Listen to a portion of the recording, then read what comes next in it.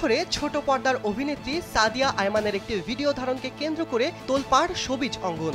Viral সেই ভিডিওকে কেন্দ্র করে প্রথম আলো পত্রিকা থেকে সিনিয়র সাংবাদিক শফিক আল মামুনকে অব্যাহতি দেওয়া হয়েছে। বিষয়টি নিয়ে শোবিজে মিশ্র প্রতিক্রিয়া দেখা দিয়েছে। এখন আমি কি যে করি নিজের ভেতরে নিজেই মরি। জনপ্রিয় অভিনেত্রী মৌসুমী হামিদও ব্যক্তি জীবনে পোশাক পরিবর্তন নিয়ে বিব্রতকর পরিস্থিতিতে পড়েছিলেন। দীর্ঘ স্ট্যাটাসে সেই ঘটনার বর্ণনাও দিয়েছেন তিনি। এদিকে সাদিয়া আয়মানের ভাইরাল ভিডিও এবং শোবিজের মিশ্র প্রতিক্রিয়া নিয়ে মৌসুমী হামিদ বলেছেন, আবারও অবাক হয়েছি যারা সাদিয়ার ভিডিও দেখে পোস্ট করেছেন। ভিডিওতে তো তেমন কিছু দেখা যায়নি।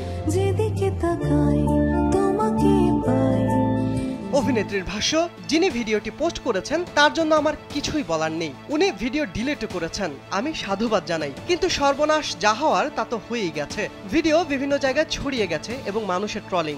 কারণ আমি ওনাকে যতটুকু চিনি, উনি একদমই ক্ষতিকর মানুষ নন। বেশ বন্ধুসুলভ, হাস্যোজ্জ্বল এবং প্রচন্ড পরোপকারী মানুষ।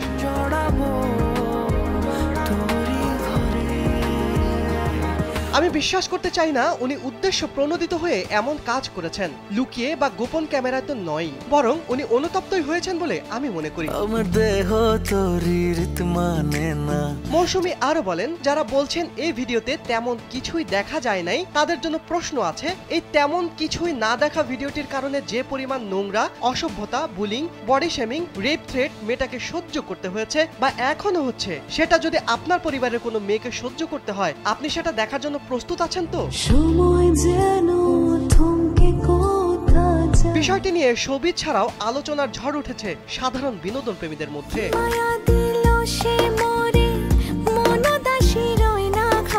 শিবলি আহমেদ, কালবেলা।